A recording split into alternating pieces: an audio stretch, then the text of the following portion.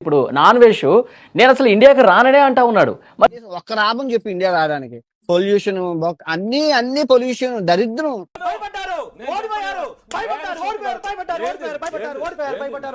ఆయన ఇక్కడ రానంత కాలం ఇష్టరీతిని మాట్లాడుతూనే ఉంటాడు. ఆయన మాటలు మనం వినాల్సిందేనా, ఇంకా ఆయనకి శిక్ష ఉండదా అని చెప్పి మాట్లాడుతూ ఉన్నారు.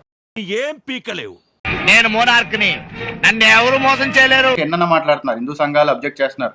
వాళ్ళందరినీ ఒక కంప్లైంట్ ఫైల్ చేయమన్నాడు. పోలీస్ డిపార్ట్మెంట్ కంప్లైంట్ ఫైల్ చేసి నిజంగానే వాళ్ళు నిజంగానే చేయగలుగుతూ అంటే గవర్నమెంట్ కి ఎలిగేషన్స్ తీసుకురామనండి, లెటర్స్ పెట్టమనండి. గవర్నమెంట్ ఇమీడియట్ గా యాక్షన్ తీసుకుంటది. డైరెక్షన్స్ ఇస్తే ఏ కోర్టు అన్నా యాక్షన్ ఖచ్చితంగా తీసుకుంటది. ఇప్పుడు ఏం చేయాలంటే టెన్షన్ పడక మామ, ప్లీజ్ కూల్గా ఆలోచిద్దాం రా. ఈ నాన్ వేసిన గారిని ఎలాగైనా అరెస్ట్ చేయాలని ఇప్పటికే 2 కంప్లైంట్స్ వచ్చాయి. నీ చరిత్ర అయిపోయిందిరా బాబుజీ, ఇక నీ బతుకంతా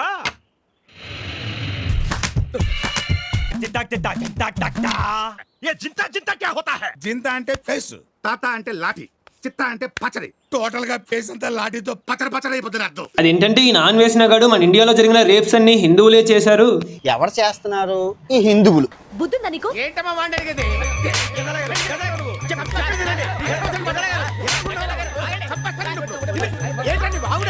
ఇప్పుడు మనిషికి అడవిలో ఉన్న, అంతరిక్షంలో ఉన్న నీరు, గాలి, ఆహారం, ఈ 3 ఉంటే అడవిలో అయినా సుఖంగా బతకచ్చు. సన్నిలియోన్ అనుకుంటూ రామకృష్ణ అనుకుంటూ బతకచ్చు.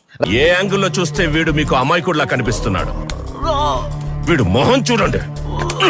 సీతాదేవికి ద్రౌపదికి కూడా రేప్స్ అయ్యాయని చెప్పాడు. నాన్ వేసిన గాడు దేశద్రోహి, నాన్ వేసిన గాడు ఒక దేశ దిమ్మరై, ఒక గాలి గసై గాడు. సో ఇలా ఎందుకన్నావని స్వామ్మాల్లో ఉండే ఒక రిపోర్టర్ అడిగితే అతను స్వామ్మాల్లో ఉన్నాడని తెలిసినా సరే అతనికి ఒక వల్గర్ వర్డ్ యూజ్ చేసి ఫోన్ కట్ చేసేసాడు. బీహార్ లో అమ్మ కడుపుతో ఉన్న గోమాతని 8 మంది మన హిందువులు బలాత్కారం చేశారు, రేప్ చేశారు. దాంట్లో ముస్లిమ్స్ కూడా ఇన్వాల్వ్ అయ్యింది. ఆడో ఎదవా. కడుపుతో ఉన్న మేకని 6 మంది అబ్బాయిలు రేప్ చేశారు, మన హిందువులు. దాంట్లో చేసింది ముస్లిమ్స్. నీకు సిగ్గు, శరం, బుద్ధి, జ్ఞానం, రోసం, పౌరుషం, మానం, మర్యాద ఇలా చేయడం కేవలం హిందువులు, హిందూ గురువులు, అది తప్పు. అందుకే నువ్వు 14 years అమ్మాయితో ఏం చేసినావో బయట పెట్టినావు. నటించకు, దొరికిపోయినావు. ఎక్కడే జరిగినా నన్నెట్టున్నారే మీరు.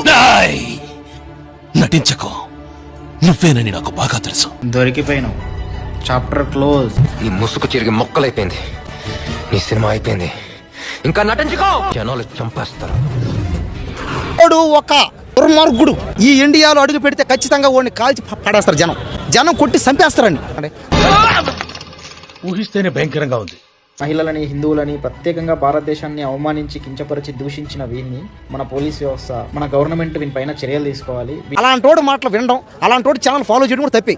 దయచేసి నాన్ వేసిన కోడికి అందరూ అన్సబ్స్క్రైబ్ కొట్టండి, అన్ఫాలో చేసేయండి.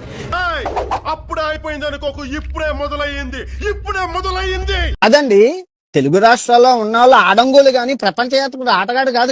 మొగోడివి అయితే ఇండియాకి రారా, నువ్వు మొగోడివి నిజంగా మొగ పుట్టకే పుట్టుంటే. మస్తు మాట్లాడతా, నేను మోస్ట్ లూజ్ మనిషిని. నేను తాగక ముందు 30 చెప్తా, తాగినాక 90 చెప్తా. నేను నెక్స్ట్ డే పొద్దుగాల మర్చిపోతా. అసలు నాతో పెట్టుకోకూర్రి, అసలు మాట్లాడుకోరు మనుషులు.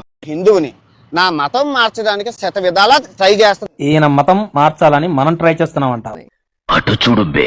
అనుసాంద్రమునందలి ప్రభువైన ఆ యెహోవాని స్తుతించెదము. నిన్ను కొట్టినా కుక్కను కొట్టినా ఒకటే. దేవి తర్వాత ద్రౌపది ఏ టీషర్ట్లు వేసుకున్నారా రేపులు అయ్యాయి. నిన్ను నిలువునా నరికి ఉప్పు పాత్రేసినా కానీ తప్పలేదు.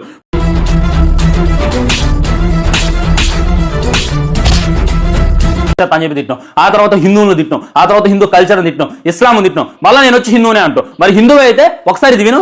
ప్రభువైన ఆ యెహోవాని స్తుతించెదము. ఇక్కడేంది ఆ డైరెక్ట్ గా పాటలు పడుతున్నావు, దేవునికి స్తోత్రములు, ప్రభు ప్రభు. నేను ఇలా బుక్ అయిపోతా, కల్లో కూడా ఆడుకోలేదు. మళ్ళా యేసు ప్రభు గారు ఆజ్ఞలైంది, నేను ఇన్ని దేశాలు తిరిగానా అని అంటావు. యేసు ప్రభు ఆజ్ఞ లేకుండా నేను 1000కి పైగా చర్చలు చూపించాను. ఒక్కసారైనా నీ నోటి నుండి జై శ్రీరామ్ అనేటటువంటి మాట వచ్చిందా? నాన్ వేషన్కి నిన్నటిదా సబ్స్క్రైబర్ని. ఎప్పుడైతే శివాజీ అన్నయ్య మన దేశాన్ని, మన ధర్మాన్ని, స్త్రీలని, మన దేశంలో స్త్రీలని అందరి గురించి తక్కువ చేసి మాట్లాడాడు, అప్పుడే నేను వాడికి అన్సబ్స్క్రైబ్ చేశా. మీరు కూడా నాన్ వేషన్కి అందరూ అన్సబ్స్క్రైబ్ చేసేయండి. అయిపోయింది, అంతా అయిపోయింది. ఇప్పుడు ఏం చేయాలి?